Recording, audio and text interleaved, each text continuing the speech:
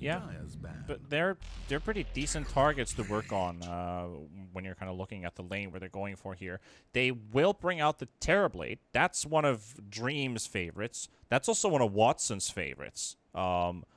So I want to really see what Dream can come up with this TB pick for NoSorry, because he's very good on the hero. He's got the support from his team. You talked about the Stampede. We've got the Bushwhacks, Bane, basically a two-man controller, and Nightmare saves. Nightmare saves against not that many great abilities. Maybe Mortimer's Kisses, maybe Cookie's stun could be dodged. I don't think you can really dodge the Boundless Strike unless you're God, but Black Archangel, angels are pretty close to that, so I guess maybe he's an apprentice or something. But yeah, the TB sits in nicely. It's just the snap that I'm worried about in the lane, which is going to hurt the TB a lot. Like that spell combo takes about 40-50% of your HP pool if HellRaisers ever get the chance to poke the TB. I still think it's most likely going to be a Doom Visage lane. Could be. But either way, he's in trouble. Yeah. Right? The He snap has can very low rotate HP. always. Yeah. Yeah, his very low HP, the Soul Assumption takes away half of his HP. You're not gonna be able to dodge every single Soul Assumption with the sleep, with the obvious difference in cooldowns. You know, Terrorblade though, that is one of the heroes whose level 1 was really buffed. You know, now level 1 meta is pretty much as the level 2 meta used to be, so you're doing a ton of damage.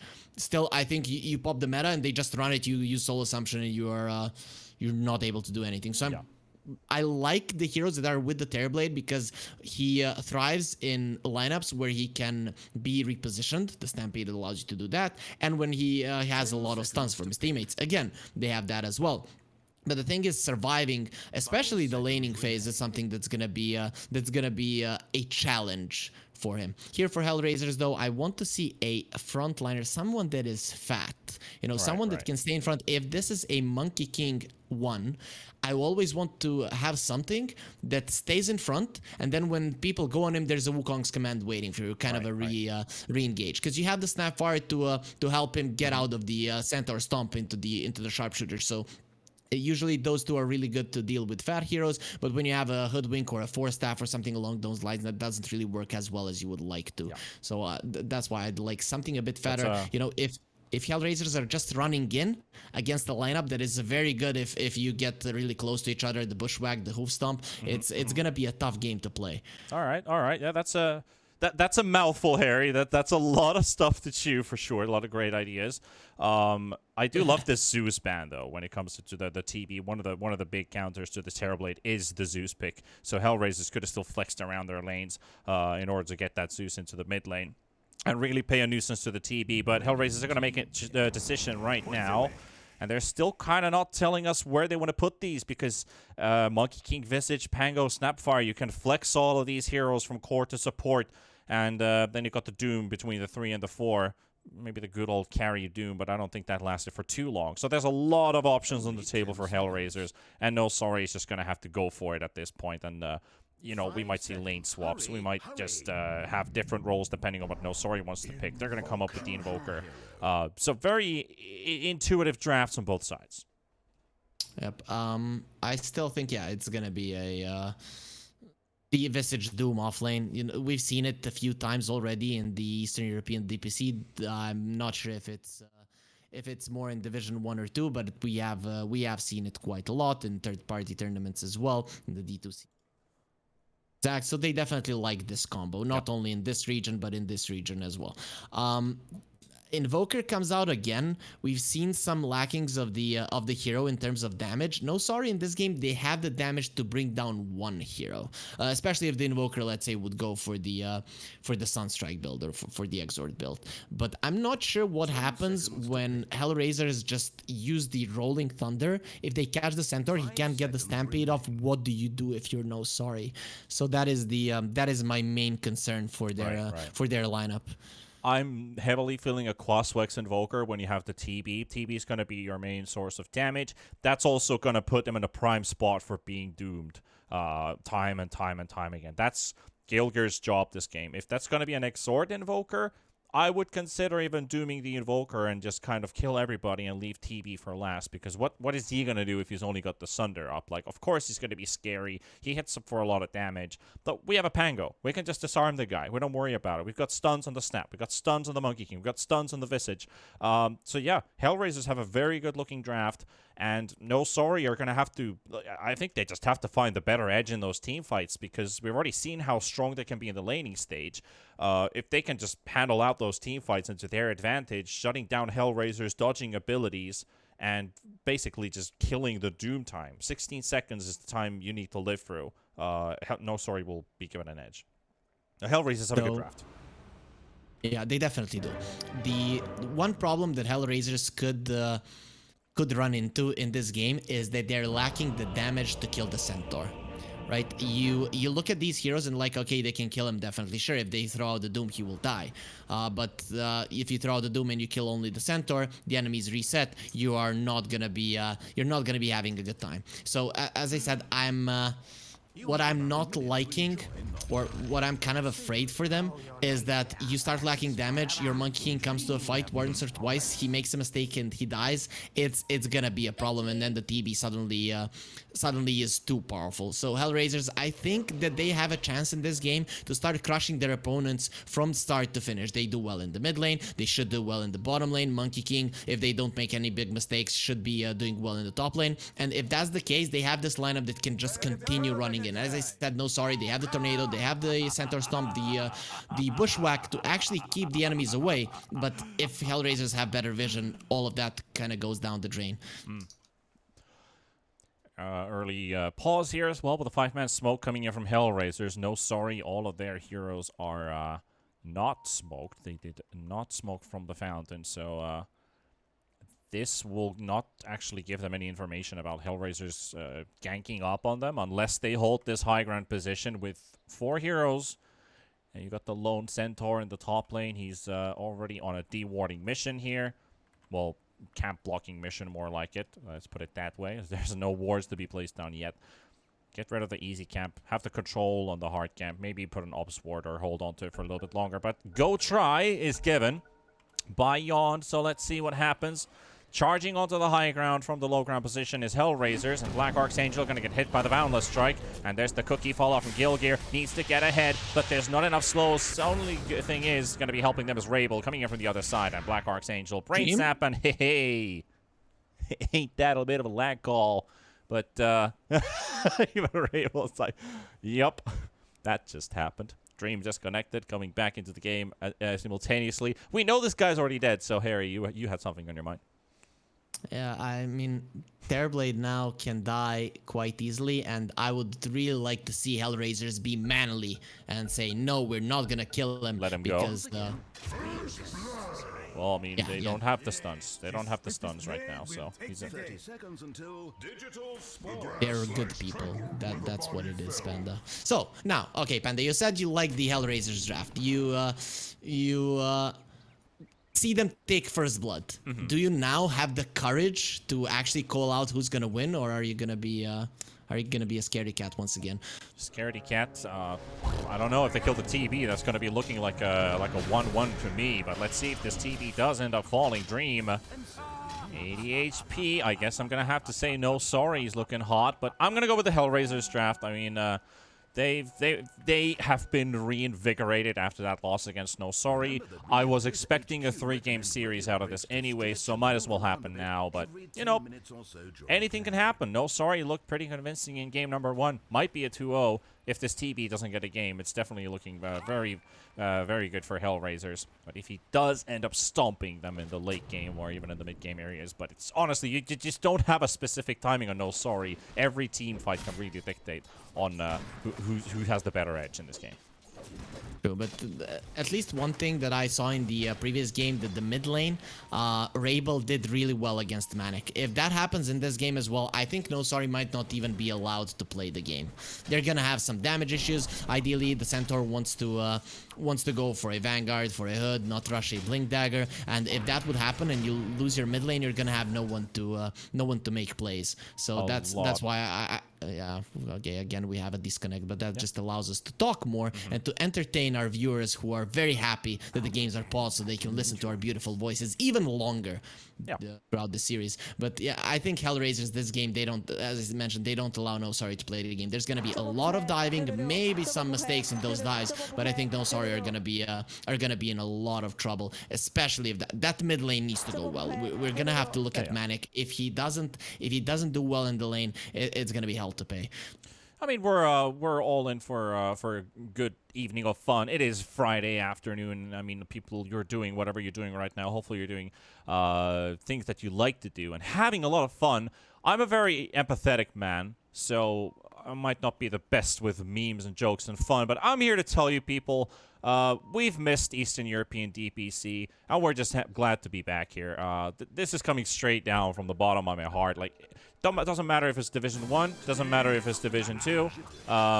This is the place to be. This is the place to have a great Friday night or evening even. Hopefully get a 3-game series so we can really get the full entertainment out of this one, but I wouldn't mind if it's a 2-0. Anyway, it is Dota. It is a competitive series. And our pause has come to a close. Hopefully the last one. But by the looks of what the patch has gone through and what the game has been going through, I believe that might still occur in the final game. But we did have a pretty good long phase without any pauses in game number 1. Hopefully game 2 is going to be a bit more fragmented. Is that the word? Because defragmenting is when you put stuff apart, so it's fragmenting putting them together, right? You know, it's really good that you told me that the game was that the game was back, because my eyes kind of hit my brain from the eye rolling from your empathetic speech. You know, so your eyes hit your brain. You okay there? That doesn't sound like. Doesn't sound like something good. Yeah, but either way. You know, yeah, it's definitely nice to be back. Though yesterday, because of unforeseen circumstances, I did get to catch some Eastern European games, so I was quite happy without that. Though, Panda, now I'm gonna be empathetic and you're gonna be rolling your eyes. Luckily, the viewers are not gonna be saying it. I'm so happy to be casting with you again. Oh well, yeah, that's hairy freak for you people. Yeah, I mean, we've been watching how this Eastern European Dota has been evolving during Tour 1. I guess you saw more of Tour 2 because I was at the major at the time. Miro, he is new to this Division 2 Dota because this laning stage is rough for him. Dream will take this kill. He knows how to handle anybody in this division. That will be the first kill for NoSorry. I thought this lane was gonna be much easier for the side of HellRaisers. We're seeing that Miro is struggling in the CS department, and now he dies. Understandable, you don't expect the Terrorblade to do that much damage with the level 1 meta, but yeah, things have changed. Times change, as one Hellscream would say. Yeah, I mean, this lane will change in the course of levels being picked up. I mean,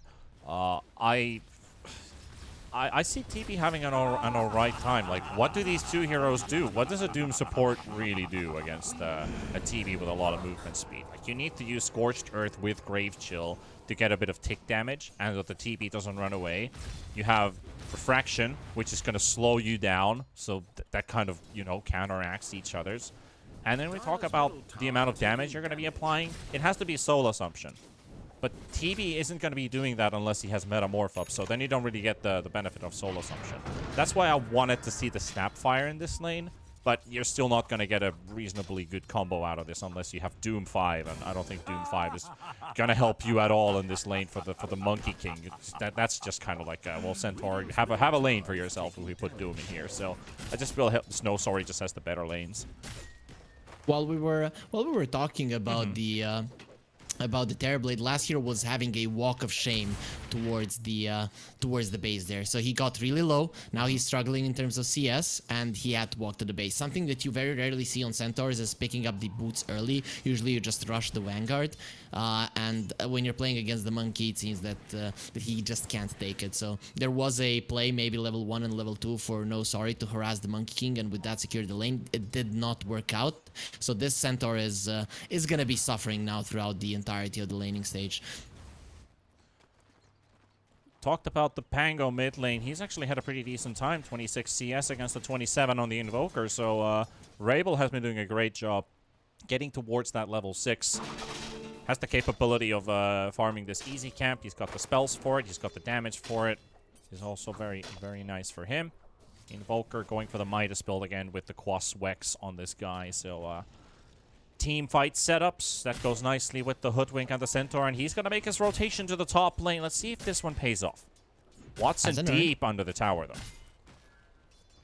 Malady's the more likely kill. Yon scouts him out. They see what's under the tower. This is a bit of a costly rotation for Manic because now the info is also given that he's not showing. He's been gone for a bit. Now they're making towards mid, and Rabel's also hit level 6 by the time Manic was looking for that rotation kill. So, very good read from HellRaisers. Yeah, amazing one. Also, you know, as people are playing Visage more, people are getting adjusted to playing against this hero. Okay, speaking about Visage. Yeah, Miero taking a heavy amount of hits here from Dream. Tries to juke around in the tree line and walks straight into the arms of the TB. Gyelkir only does a bit of punch, but he's just not doing a decent... He's not doing enough, or is he? The Scorched Earth with the help, but there's the one charges.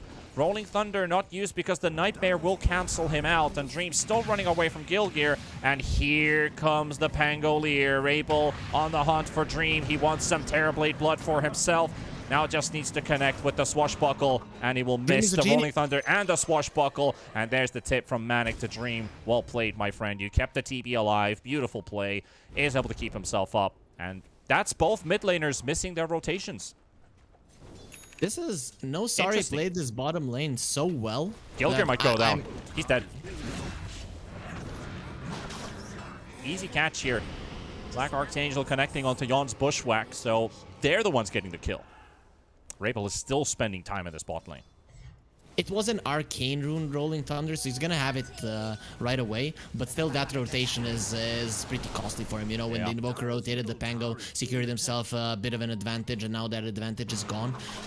Again, as I mentioned, NoSorry, they played the bottom lane perfectly. They survived level 1 and 2, where the Visage Soul Assumption is gonna take away half of the Terrorblade's HP. They killed him when they got the first meta, and then now they have the infused range drops. Plus, they get a kill. They force out the rotation, and everything perfectly done. Black Archangel gets the sleep onto the onto Rabel before he goes for the Rolling Thunder, and the Terrorblade just out jukes everything. The Pango didn't even know where Dream was. That is just their mid lane. Good poke onto Rabel though, but damage is just not sufficient with these two to kill a Pangolier. I thank you for our lovely Twitch chat on correcting my English. So it was the opposite way around that I thought it was. That's exactly how it was supposed to go, so thank you for that. Our first 8 minutes, though. Monkey King, Invoker, TB, Pango, they're all tied up in net worth. They basically have the same amount on all of these heroes. The Centaur that kind of got crushed in the lane, you know, didn't farm almost anything, is now quite a bit ahead of the Visage. That's quite nice. They're going for him. Cookie... White on the marker here onto the Centaur, but tries to get Watson out because the moment they go in, they realize this was a huge mistake. Tries to get the Boundless Strike off, will get it. And there's the Jingoose, but as the same moment he gets it up, he's gonna get slammed in the face with a big-ass axe from last hero, and Bane. What you gonna do here? Hide under the tower. Miero gets a bit of poke, but this Visage ain't really. He's just tickling the Bane. He can't do much. Now when he gets level 6, that is when he is gonna start posing a threat here to the side of NoSorry. NoSorry, you could see that they are kind of lacking damage. That's gonna be that way until the Hoodwink gets level 6. But still, if you hit long enough, the Monkey King will die. They did take some time to finish him off, but they do get the kill. The second that the Hoodwink gets the Sharpshooter, those kills become much easier for the side of NoSorry. They got out of the laning stage quite nicely, and now the pressure is actually onto HellRaisers yet again. Luckily for them, they'll get this tower down, so Terrorblade at least won't be able to farm 2 or 3 camps on the bottom lane, which should slow down his farm somewhat. Yeah, it's gonna be the bottom map, bottom area of the map, basically away from the TB. Slowly has to transition away from those mid camps towards the triangle in the top half of the map. That also means Centaur needs to take this tower down. He's barely done any damage to it. So despite HellRaisers not having a fantastic laning stage for themselves, that bottom lane falling will open up the map for them, and it's now their opportunity to kind of choke it out momentarily from NoSorry. 10-minute action rune. Power rune's going to be spawning on the bottom side. Tornado connects onto the Snapfire. Pango just rolling about. Arcane will be there for him. Quite a nice rune. What HellRaisers are doing right now is that they're controlling more of the map from NoSorry. This is quite big. With the Monkey King being a hero that can stay in the lane longer than the Terrorblade himself, this is what allows them to do this. But still, every single time that there's no Rolling Thunder, NoSorry can go for an objective. This time around, the objective will be get the Centaur a blink as fast as possible, because NoSorry need to change the status quo in the next 3 to 4 minutes, or the gold lead will start favoring the side of HellRaisers just in the team manner. So that's why they were just focusing on the stacks, and as soon as last hero gets it, that's when they're gonna start making plays. Before that one is just good defensive things, maybe even giving a support kill. You can see how Black Archangel is playing. He just doesn't want the TB to get caught.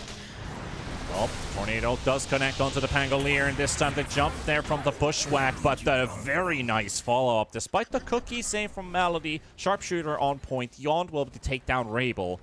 And now NoSorry picked themselves another kill. They're up to 5 after the first 11 minutes of play. Very important for NoSorry to get their post-laning stage rolling in their favor, and especially killing the Pango, which is very big. And like you said, they needed damage. They hit 6 on the Hoodwink. That's all they needed. Yep, now you have a 45-second cooldown Finger of Death that just crushes everyone, and you want to use it. It is a big question right now. Do HellRaisers want to defend top? Yeah, with Rolling Thunder ready, they're gonna be doing it every single time. They don't want much to change. And Doom and the Kisses and Wukong's command. This is a good opportunity. Just need to find the right targets. And here we go. The Mortimer's Kisses will be flying out and looking for the targets. Doom finally goes out. It's on the Invoker. Fiend Script used onto the Pangolier. Black Archangel's going to have to tank the Rolling Thunder, as so is Last Hero looking to go down. That might be 2 kills, at least 1 for HellRaisers if this Centaur falls, but he doesn't. Finally gets taken down. The swashbuckle animation a bit chunky there. Is able to get that one. You talk too much, Wukong. He missed that one. He missed that one for sure on Rabel, and it still killed the Centaur. From what I've seen, at least, maybe Dota isn't working properly again, but that shouldn't have. That was very weird. But the cold snap's going to be there, and there's going to be a follow-up kill. The Doom falling. And that's a DDTB banging your mid-tier 1 tower, and that's a lot of damage. They need to do something about it. Looking for the disarm from Rabel. Doesn't do anything because it doesn't proc, and looking for the deny, not going to happen. Dream's going to be taking this one.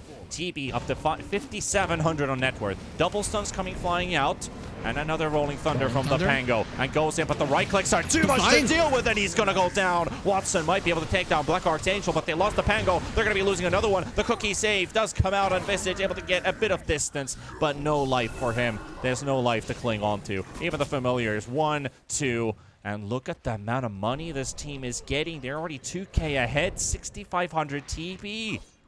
Big game coming up for NoSorry. Oh, and they're not stopping. They're gonna go for the top lane as well, but everything that NoSorry did right now was perfect. I thought they were gonna wait for the Blink Dagger, but they did this so well. So what happened there? They went to... Okay, they got that kill in the mid lane. That was probably something they weren't banging on. They go towards the top lane. They force out TPs. They lose minimal heroes. And, you know, just a second. Let's watch as the Doom dies. A very painful and slow death. Nothing he could do there. But what happened then? If NoSorry, if their carry would just be farming jungle while that was happening, HellRaisers would be fine. But Dream, he goes and pushes, and this is what is important for a carry to contribute something to his team. So while his team is forcing the enemies to fight, he's pushing, and then HellRaisers, they panic for a second, they make a mistake, and that Rolling Thunder dying, it just secured the this early mid game for NoSorry. Something that probably shouldn't have happened with the TB. You expect to just be farming the jungle and kind of cutting your losses, getting a pick off here and there, but they get a really big win with that tower going down. Now HellRaisers don't have a place to fight. Could say that experiences on both sides of these teams. Want to bring up Black Archangel, the guy who basically started his competitive Dota career. His first bigger teams were in 2017, 2018. He joined Saint Squad Gaming, and I remember him playing in the SSG lineup back in the day. Didn't have too much success with it, but I think he kind of caught my eye the moment he was on the field. You could see some very fun, aggressive support plays come out. So I love that he's on the Bane, which kind of enables him to do both that and defensive plays. Has been a very crucial part of this team. And Let's see, is he the one over-aggressively positioning himself? Looks like it. There's the first stun. Rolling Thunder coming up. Cookie stun follow-up. Yep. This is good for NoSorry. Yeah, it is. But I did say that he was a bit over-aggressive. He found the enemy. Let's see now. Doom again. Does he get it out, though? Is it just Doom dying, or is he dooming? Doom is going to be dooming onto the Invoker. Mortimer's Kisses will be flying out as well. Double stuns onto the TV. He's walking on the spot. He's Michael Jacksoning his way out of this fight with the Moonwalk. And it looks like it might just be enough. He's got Sunder ready as well. And there's a perfect target for a Rabel. No target. It disappears on the high ground. He was right-clicking away, but he didn't get the chance to cast it. Visage getting caught by the Bushwhack. Gets slowly killed by the tick damage. And the Acorn shot also there. Making it a 1-for-1. HellRaisers, they got a pretty big kill for themselves. And this Stampede is really countering the Doom. It's nice that they got the TB there, but I actually thought the Dream wasn't going to be in that fight. He already contributed to his team. I think he deserves a spot in the jungle. What NoSorry are trying to do is make plays on a part of the map, force out TPs from HellRaisers so that the Dream has the safe space to farm. Pretty much what happened in the last game, but this time around he just comes and dies. Well, they're not done. Got another one. Yond is increasing his spree. 405 has been part of 9 out of the 11 kills for NoSorry on this Hoodwink so far. Shard coming up first. What do you think about this Hoodwink build? He went for Veil and then for the Shard. He understands that it's important to start off the fight with a kill. If NoSorry are capable of doing that, then HellRaisers cannot use this lineup that they're running towards the opponents. That's why NoSorry are always on the HellRaiser side of the map, because HellRaisers want to run towards you, and you know, as the Timbersaw would say, run, and you can't do it if they're in your face, so, or you can't do it if one of your heroes is dead. So I really like the like the approach. 6 seconds left on cooldown for the run, because Stampede now finally back up. Only got one bird to connect there onto last hero. HellRaisers doesn't really have enough to follow up on that mini stun. 11-5. TB still in front of net worth. About to finish his Manta style. And onwards towards his Scotty. That one death did kind of hurt Dream, because he got a really good laning stage for himself, but this is not a 10,000 net worth TB at 18 minutes. He's actually quite far from it. Well, not far from it, 1k behind, but still. Could already be working on his Scotty by now. I think he is quite happy with what's going on. And now HellRaisers will go for a smoke. This is what they want to do, but again they find Black Archangel. And this is just beautiful plays from NoSorry that are always just pushing forward their supports. This vision now that is placed by the side of HellRaisers needs to give them something, and they're trying to force an engagement in the Roche. I really like this play, given that if NoSorry come here, a good Wukong's command around the pit can give you a big fight. TV Illusion giving all the vision that they need, plus the Sunstrike. They know they're inside the pit. Now it's just down to HellRaisers. How do they play this out? Because for NoSorry, all they need is a little bit of patience and one good illusion. Smoke being popped. Smoke burns out. They see the TV walking into the pit, but they're not jumping him. Also, HellRaisers right on the side of the triangle. Dream in a very aggressive position. I think they know, and they do. Gilgam, nice damage. A stall dodge at least for the second. The stun doesn't go through, and TB in the trees gets the Fusel Blade and Fiend Script there as well, but he's getting stun locked at the moment. TB needs to get the heck. He dodges the Boundless Strike. The Mortimer's Kisses are there, and he's finally taken down. They're going to be looking for the trade onto Rabel, taking down the Pango, and a very low Doom as well on the high ground position. And now NoSorry take a defensive position on the side of the high ground next to the river. Bushwhack does connect onto the Snapfire, but they don't really have the damage anymore. TB up in 30 seconds though. HellRaisers is using a lot of ultis for this fight. Very good from the side of HellRaisers. You know, that initial smoke, killing the Bane, it didn't work out. And then you place Vision, so you play around it and you force the enemies to fight, you get the biggest kill of them all. So you're gonna be quite happy with that, because after the Bane kill, you usually are not gonna be doing anything. So showing that, showing why they were so good in Division 1. You know, this team still has a lot to show, and that was one big move that they just made. Yeah. Dream, I guess something that he wasn't expecting. They're going in, but at the same time, Miero is gonna be moving in with the Familiars. 2-man stun with the Bird and the Invoker in big trouble. Wukong's command is going to be there, and I think they just overstepped their advantage a little bit too far. NoSorry will lose 1, maybe even 2, as the Bane's going to fall inside the Roche pit. Even more. And maybe even onto Yon, still chasing this Hoodwink. Rabel's going to be right on top of him. Gilgear, Miro's Birds, and Watson going to be there. And that's going to be 3 for HellRaisers. And I think that just might be what they needed to take this Roshan for themselves. Watson into the pit. And HellRaisers going to secure an objective. This is where NoSorry got a little bit ahead of themselves. You know, HellRaisers were talking all this game about their lineup and how they good are at chasing you down. And sure, if the Terrorblade was alive and farming all this time, pushing out the bottom lane, you could say, okay, they lost 3 heroes, but it's not that bad. But they were doing that while the TB was dead. No reason to do it. Send heroes bottom lane, push out, and then prepare for a fight on top. They will go for this one. Roshan, 1500 HP. The jump, the 5-man stun from last hero. 4-man actually, because one of them was outside of the pit. It will be the Doom, and they will take the damage. Snapfire, very low on HP. 500 go. Feed script onto the Doom. Killgear is going to be falling. Roshan about to drop as well. Miero will be able to secure the Aegis, but the stun's going to be there. They're going to be taking everyone with them. They took down the Aegis. They took down 3, and that's going to be death number 4. Pango's the only one to make it out as Visage goes down as well. Triple for Dream.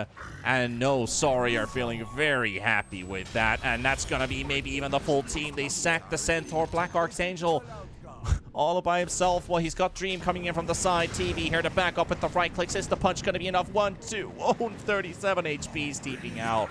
Pango goes home. Man, I really want to see the damage that the Terrorblade did in that fight.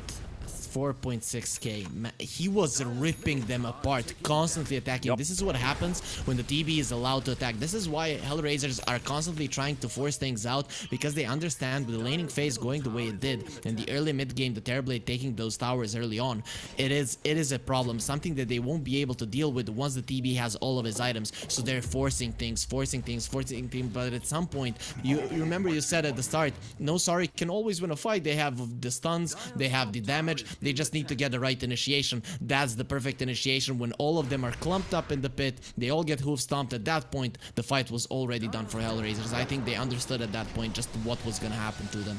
I like the idea of having the Doom outside of the pit for the Scorched Earth to potentially, you know, one tick to break the blink.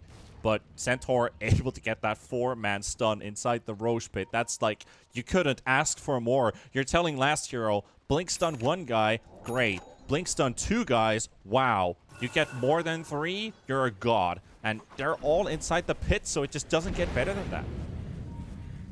Yep, HellRaisers just trying to force things as much as they can. Now this lineup that is kind of run at you has kind of lost its spark, especially now that there isn't an objective that they can force NoSorry to fight around on when they don't have better vision. So right now, what's the play? You need some of the core items, but you still have the Battle Fury on the Monkey. So split the map and wait for a good fight when the enemies are coming to you with the big Wukong's command. I think that's the fight that HellRaisers is going to be looking at, and it's going to be fun to see if they're going to be able to find a way to make that happen, because at this point it is just not easy to do.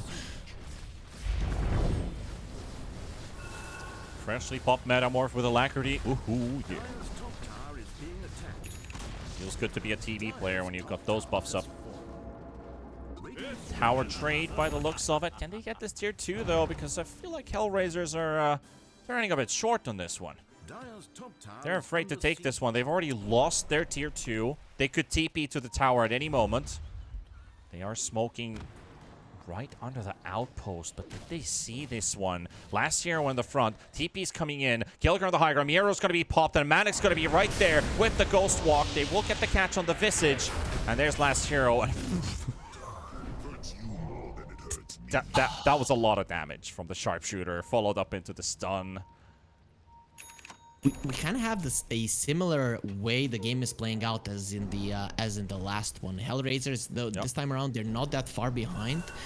But you could see that this is a position where they should be winning the fight. Your enemies are running towards you. They're running in blindly, having no vision there, into your own vision. And you have a Monkey King that can use the Wukong's command, and still you're unable to fight. That speaks volumes to the state of the game. Next time, though, HellRaisers will have a BKB, so I think they'll probably stand their ground. But we saw as soon as oh, quick reaction there.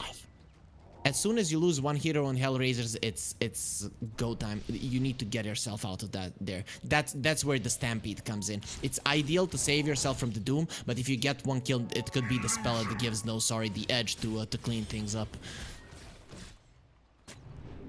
HellRaisers stacking up with several heroes towards the bottom lane. Manic under the sentry range. They were about to jump the Invoker, but sometimes you have this gut feeling that something's not quite right, so you decide not to do the stupid thing and walk away. Do you ever get that feeling, or is that you rolling your eyes too many times that they've actually poked your brain a little bit too much, Harry? Yeah, it doesn't work properly. Yeah, it doesn't work anymore. Okay. But yeah, sometimes you get this feeling where you're like, you might be doing something stupid and you're not sure, should you maybe do it? So you just decide to not, and you just walk away. The help there for him definitely though is that the TB is doing a good job. He's out pushing the waves, and then you know that the enemies, there is one point where they can catch you. In the triangle you're not gonna go. So the only place that you might get a fight is that one that he was at. But when everyone is missing, you're just afraid to go a little bit deeper. If you would see one hero, you would start in with the tornado and possibly just want to blow him up. So nice call from Manic. He did have the info there. It's not only a gut feeling, and now HellRaisers, they feel they have to get something done. Smoking to the back lines. Last hero was on the position, though. Last hero, he doesn't really know, but now he's going to be called out from the team. Hey, guys, they're coming from the back. What should we do? Lilker is in the middle of the team. They're spreading in every single direction. Yond in the trees on the Hoodwink. Well, he's trying to go for the TP out. Instantly cancelled out, so the Hoodwink will die. But everyone else makes their way out, so smoke gank has been dodged.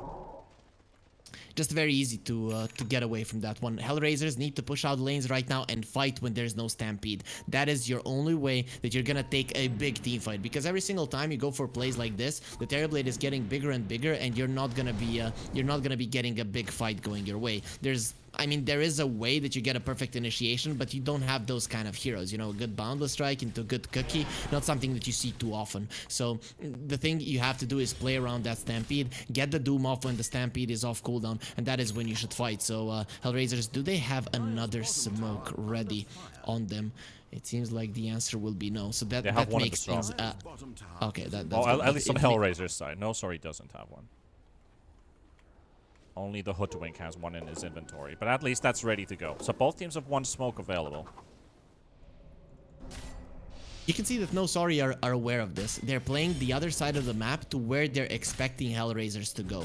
So they're securing the bottom part of the map while they don't have the stampede, and they're expecting HellRaisers to be in their triangle. You could see a few pings, and now there's gonna be a decoy sent in there, and NoSorry getting all the info in the world. Now they know exactly where their opponents are concentrated, and they can make a decision right now. With the dire scan ran out. Gilgir's not expecting this anymore. The scans ran out, and then he's getting false information. BKB into the Fiend script.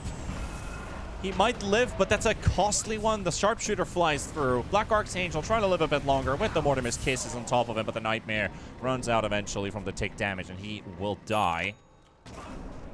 But still, that's a 9-second BKB off of the Doom, and they pop.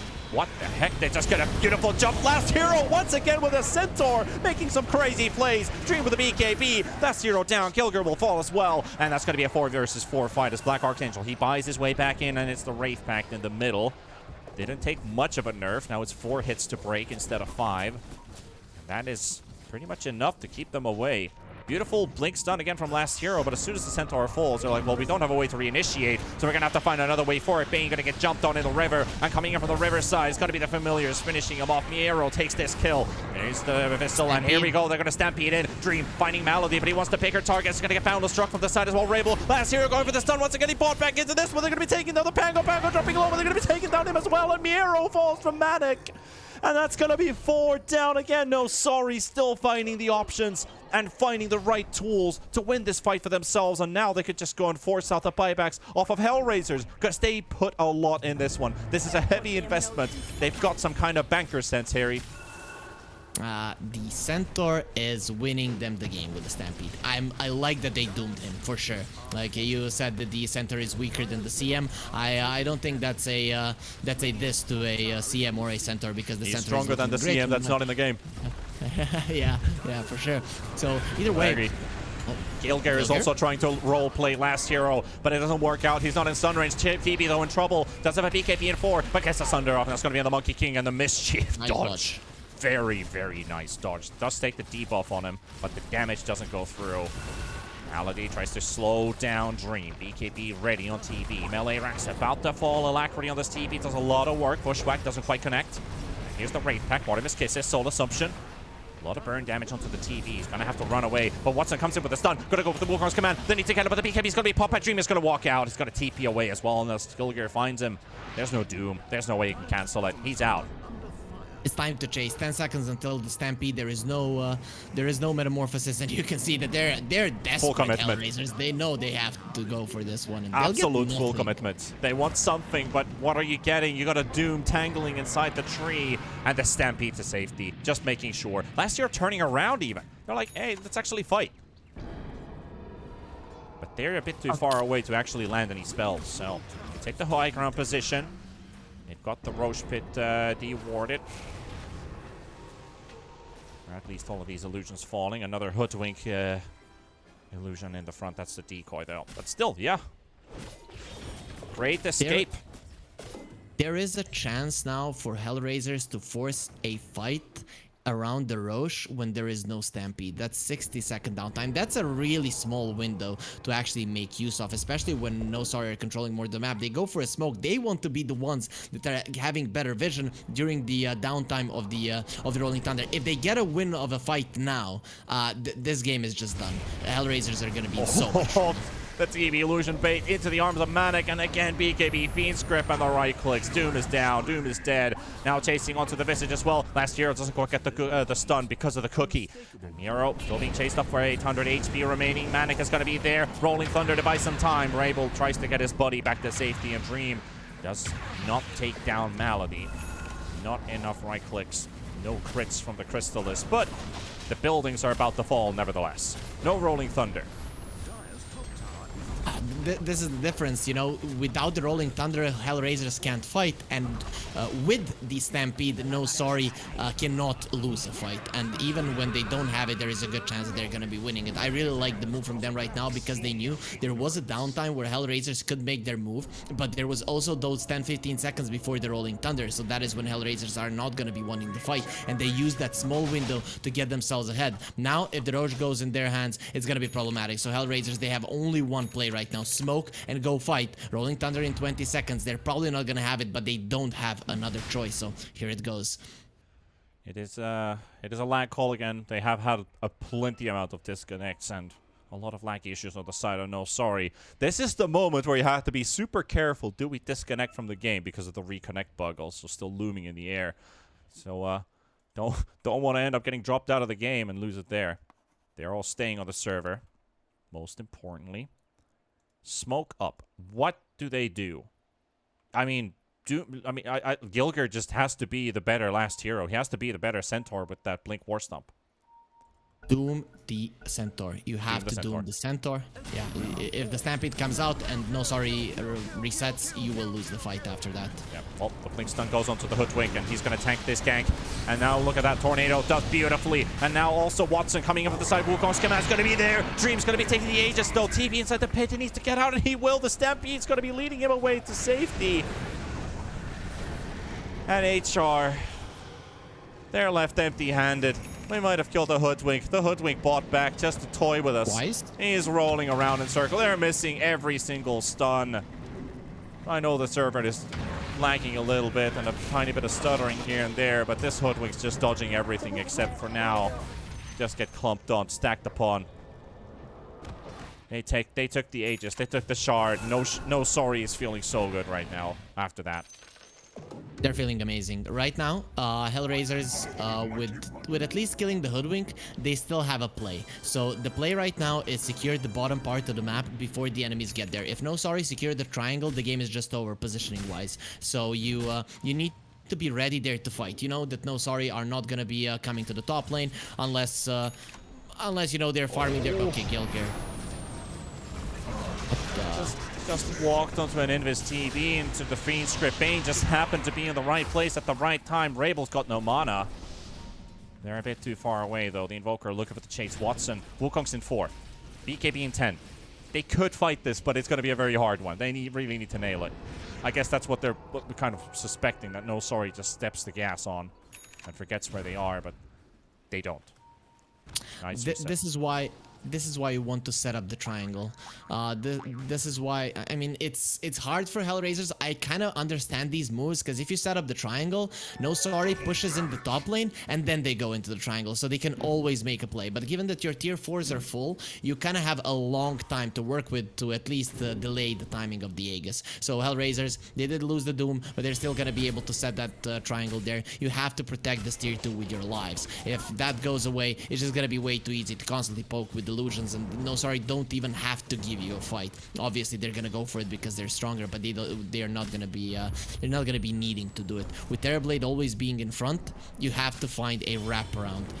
Centaur should not be showing a Doom on him. Actually makes the fight a lot easier. Yeah, last hero he hides himself finally. Dream is going for well, was looking for Miero there for a second. Look at Metamorph used, and there we go. They're going to find them. Doom's already taken a hefty amount of damage. And Rabel, they got the control onto the TB, but do they have enough? They still got the Aegis and the BKB, and that tower is down. They might just have to back away. Watson still waiting in the trees. He's looking for the opportunity, keeping himself hidden. But do they find him? Yes, they do. Acorn shot. They found him. Watson in big trouble. Does he have the chance to get the BKB off? Because it doesn't look like it. No, he's going to get killed. Monkey King just dead before he even gets anything out. They found him on the spot. And onto the high ground they go. NoSorry says exactly NoSorry. This game's about to end. We're going on the high ground. We're going to pummel down these buildings. We're going to take everything from you. You think you're the ones raising hell. We're the ones who are unforgiving. Range Rack's about to fall. The melee Rax is going to be next. BKB popped as well. Full commitment on the backline. Jump comes out. They got the Doom onto the Centaur, but Doom's going to go down. He's got the buyback. Black Archangel, he's got the jump with the Fiend's Grip on top of the Pangolier. Tornado into the air. Manic's going to be there. His own BKB running, and he's got the security. He's charging at the Bushwhack. Doesn't quite connect, but they've got the Cold Snap, and Pangol's down through the Sharpshooter off of Yond and Malady. You've got no team left. They just called GG. This series ends 2-0. He's hoping for the throne to fall. He doesn't want to die. He wants to live. And the game crashed. Hello? Are you still there? Okay. Yeah, so the game crashed before we could even get to the final ending screen. So this is the screen from last game. We're very sorry, ladies and gents, but the server's acting up. Yeah, guys, it happened to me as well. You know, it's not Panda's fault at all. Believe me, it happened to me too. Like, I mean, really it's definitely the caster's fault. Stop, talk, start game, right? Yeah, but NoSorry, man. I'm so impressed. I was impressed with Cybercats yesterday. I'm impressed with NoSorry. I would say even more than with Cybercats. Cybercats had a few mistakes. NoSorry, they know their timings and they know the opponent's timings. And even when they're winning, something I've seen in Eastern Europe a lot, especially in Division 2, from some of the you know, weaker teams, let's put it that way, is when they start winning, they start pushing the issue a bit too much. NoSorry only did it once in this game. That's tier 1 level. You know, when you only make one big mistake, once when Dream was dead, they went on the aggressive, but constantly you could see Last Hero in this positioning. That is what surprised me there. Even though they know that the game is over, Last Hero is not showing himself because he knows that he's gonna be a doomed target, and if he's in the back and he gets doomed, the fight is just over. So I'm just impressed from start to finish with NoSorry, but who I'm most impressed with is Dream. Laning phase wise, positioning wise, using the space of his team, coming into fights early. This guy is a beast, and it's no surprise that NoSorry with him are looking like a completely different team. Yeah, I think HellRaisers is the one definitely looking like a different team, because NoSorry starts very strong. They continue from what they've been doing. Heavy results, winning D2CL, having some good positionings in the tournaments before, getting to play against some very good teams. They have two players who don't even have a goddamn Wikipedia page. But I guess like after wins like this, you're bound to get one, because this is a Division 1 dropout team, HellRaisers, who didn't win a single game in the playoffs, relegated to Division 2. Start their season with a loss, a 2-0 loss, and NoSorry, just, you know, Last Hero, like, that was plays of the game, the MVP of the match. Beautiful Centaur gameplay in game number 2. Dream, solid series throughout. Black Archangel, very good performances. Yawned. I think Manic maybe. Manic didn't really have to, you know, he didn't have to show his full potential yet. So I think that tells a lot about how well NoSorry played today. these players who are not flashy, who do not kind of set up for all of the plays that aren't always in the highlight, are the ones that actually carry the team. So you know, we mentioned the other four, but it's actually probably Manic that is keeping everyone together. Other than that, the kill in the mid lane game number 1, or the death that he gave to Rabel, his gameplay has been on point throughout the series. Really, nothing bad to say about him. As I said, there was one mistake from NoSorry, but I think it was a team decision for them to run in onto that high ground while the TB was dead, and they weren't really creating any space. So that's one thing that I can kind of single out from this game. But as I said, I think it was a team decision and not his own in particular. Well, that also means that today's East European games are done. I still haven't heard any word from the admins for any interviews. I know you guys have seen a lot of our interviews from Tour 1, but it's a bit different these days, so I hope we get somebody in Division 2. I know Harry's a bit bummed about it because we usually have a great time. We've had some very good interviews back in the end of last year and the start of this year. So I'm still waiting for a minute or two for the work. But I'm still going to recap with what's happening with BTS. Tomorrow, SCA Day, we have 2 Division 1 and 1 Division 2 games, starting with Division 2 tomorrow morning. So tune in for that. And East Europe will continue on Sunday. We have 2 Division 1 games and 1 Division 2 game. That is going to be the starter. We're going to be starting off that with Harry Freak. I also, I mean, probably not the, you know, I guess it's the appropriate channel to say our first Division 1 cast is on Sunday, PogChamp. So, looking forward to that. That's going to be the late Division 1 game on Sunday. There's another Division 1 game in between. I believe that was with, I think, Ares, and I think Lizard was making a comeback as well into Eastern European Dota. So good to see the fella return back as well. But by the looks of it, we don't have an interview. Harry, you got something on your mind before we close out the show? Yeah, as you were saying PogChamp, I was trying to make a PogChamp face, so I think there should be a kind of a grading of how good I did. I think it was awesome, though you never know. It still has to be other people actually giving the verdict. But yeah, no closing thoughts. The real thing is, I think we should swap out the Division 1 and Division 2 teams, because these Division 1 teams, they're not doing so hot in Division 2, though. I mean, you know, jokes aside, I think that HellRaisers and PogChamp, their egos and their motivation got hit really hard with them dropping out. You know, 2 teams that were kind of on top of the Division 1 for quite some time, they dropped down. I think they need to get their head back into the game. I don't know who the coaches of the teams are. Do they give any motivational speeches? But these players, they need them right now. They definitely do. But hey, this is an exciting day of Division 1 and Division 2 Dota we saw in Eastern Europe. BTS will continue tomorrow with SCA, and Sunday we've got East Europe to close out the week. So we will see you tomorrow for some more epic Dota. This was T-Panda, joined with Harry Freak right over there. We'll see you next time. Take care of yourselves, everybody. Good night, and bye-bye.